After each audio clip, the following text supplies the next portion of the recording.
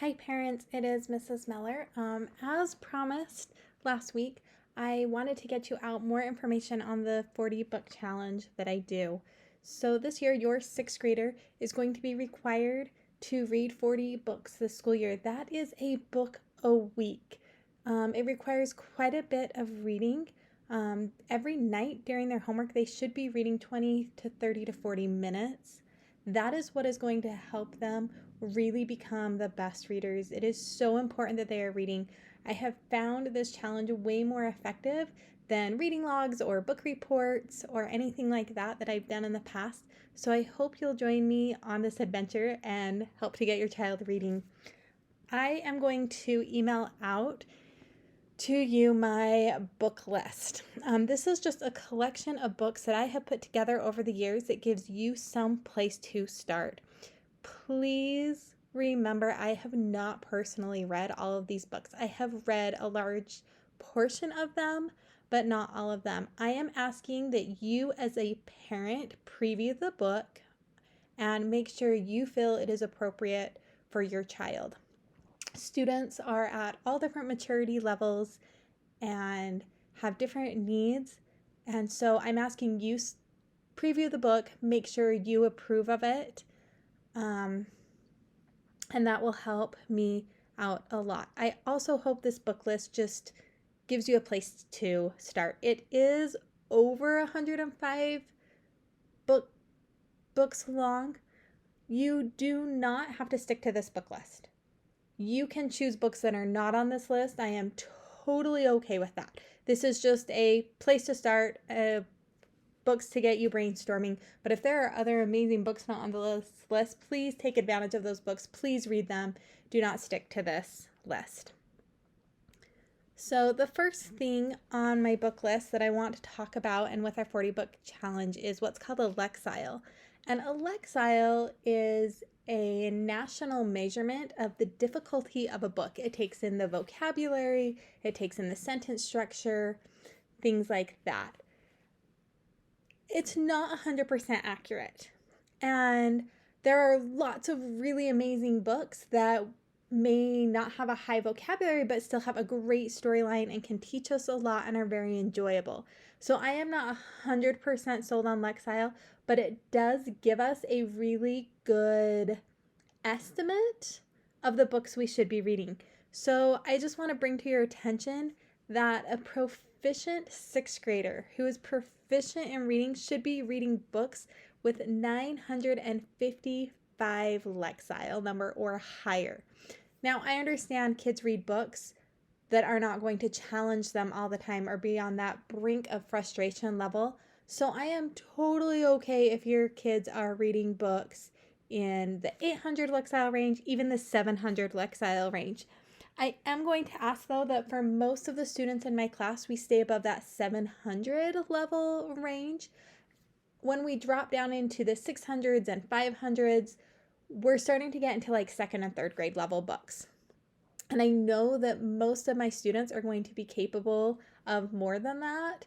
And honestly, the higher that Lexile, once we get into that 700 plus range, the books start to have a lot more character, a lot more development, aren't so basic, and are really more enjoyable to your students anyway. So just keep that in mind.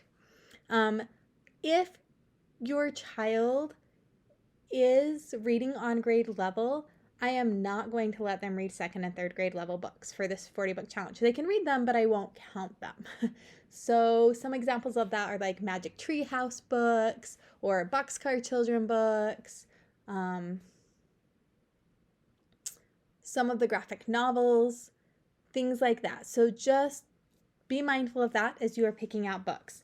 The next thing on my book list is you are going to get a picture of the book.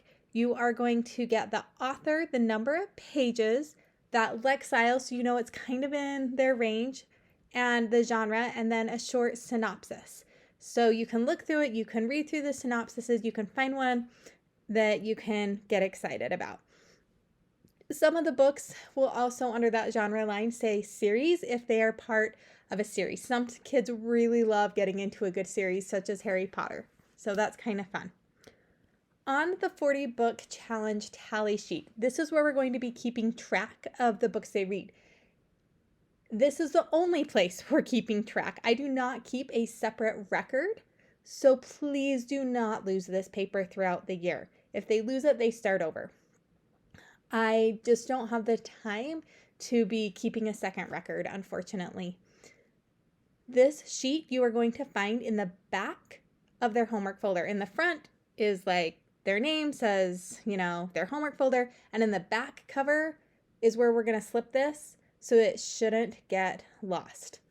You can see on here that there are different genres that I would like them to read: fiction, fantasy, biography, informational, poetry, Newbery, reader's choice, lots of different genres. This just gets them interested in different books and they don't stay stuck in one area. You'll also notice on here I put a little red arrow to really draw your attention to it.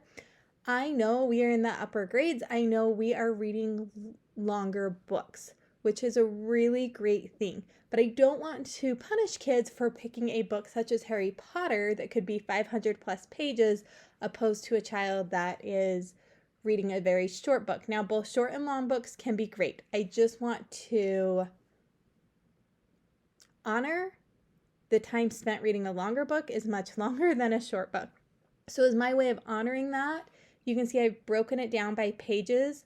Up to 250 pages is going to count as one book. 250 to 499, we're going to count as two books. Anything over 500, I will give them credit for 3 books. So hopefully that will encourage them that they can read the longer books and still get credit for multiple books and not just get stuck on finding the shortest book possible. Also, notice that 100-page limit. I know I talked about this before. I have a little bit of leeway by about 10 pages. Anything under 90, 92 pages, I'm not going to count. So make sure we are choosing books that are longer. And really anything under 90 pages, again, is going to be that second grade, even first grade level reading. So that's just kind of a way to help your 6th grader choose some books that are more appropriate as well. I did want to talk about a couple of the genres you will find here and give you some ideas just because they're kind of harder to find. So the first one is poetry. There are a ton of awesome poetry books by Shel Silverstein and Jack Prulonsky that are really fun, that are very age appropriate for elementary kids. So you can check out those. Usually my kids can read these poetry books in like a day or two. They go pretty fast. They're silly. They're fun. So those are some great recommendations for the poetry genre. The next genre I want to talk about is classic stories. What I am meaning by that is books such as Little Women, Black Beauty, Treasure Island, Tom Sawyer, Pollyanna, Moby Dick.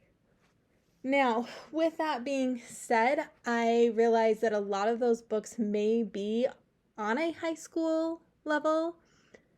So if you need to find the junior classic edition of those books, that is great. These ones that I'm holding are junior classic versions that I do have in my library here at school. And they take the same story, they just put it more at an elementary level instead of the adult level or the high school level that it is written at. So that's what I mean by classic books, and just look for those junior classic series. The library has a ton. I have some in my school library as well.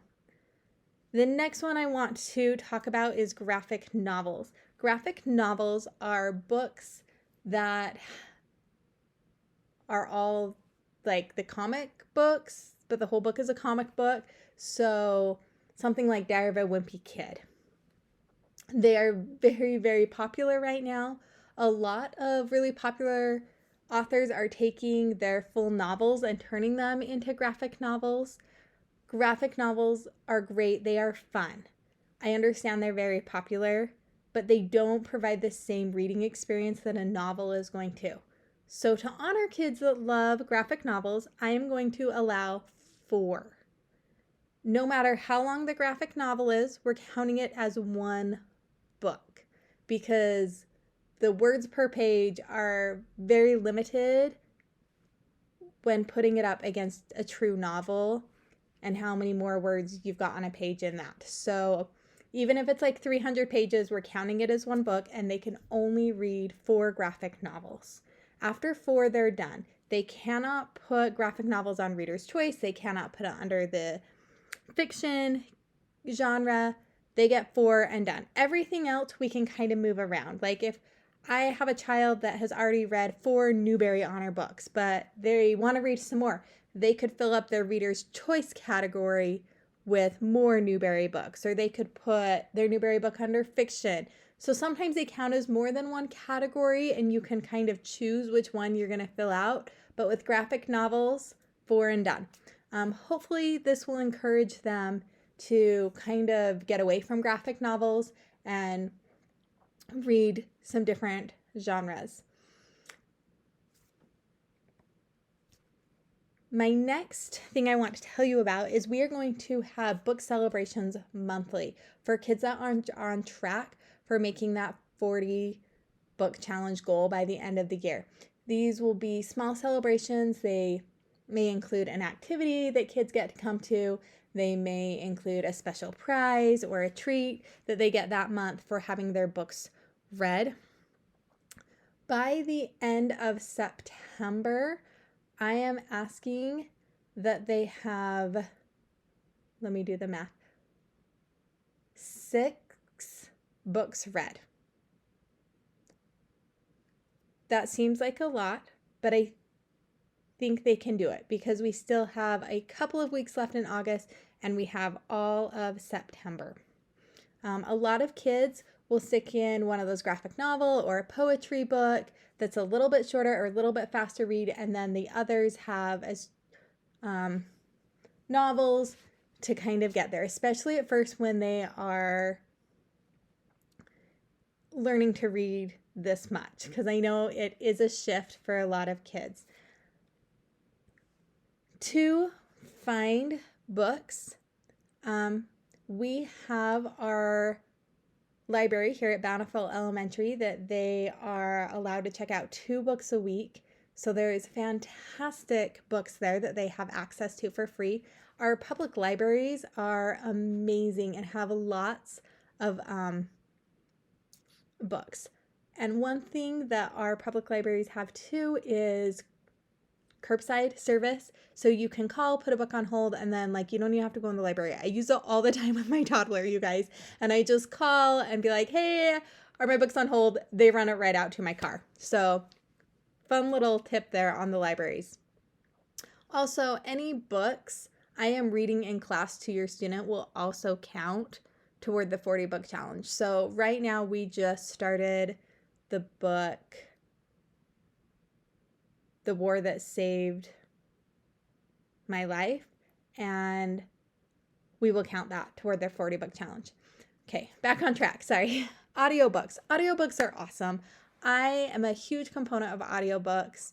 As a busy adult, that is how I read most of my books right now. So if they want to get the audiobook and then they want to follow along with the real book in their hand, not the real book, audiobooks are real, the hard copy paper version of the book in their hand, they're more than welcome to do that. That is a huge help, especially to my struggling readers. It moves the story a little bit quicker. They do really fun voices. So know that that is an option to getting through some of these books. Some other apps that I am totally okay with you using is Libby. Libby is a free app. It is tied to your library card and the public libraries here in Davis County. Or if you have a Salt Lake County library card, it's tied to the Salt Lake County libraries. There tends to be a little bit of a wait. So you kind of have to put the books you want on a wait list, and it takes a couple of weeks, but it is free. It is great. The other app I want to talk about is called Sora. If you're not familiar with it, it is the Davis School District app of books. There isn't as long of wait on that one, and I hear the selection is pretty good. I don't think it's as great as Libby, but I know it's pretty good and you don't have to wait. The kids just log into Sora using their DSD credentials. Whew, that was a lot of information if you are still with me. Hopefully that clarifies the 40 book challenge, and hopefully your child can jump in and begin reading right away. If you do have questions, please let me know.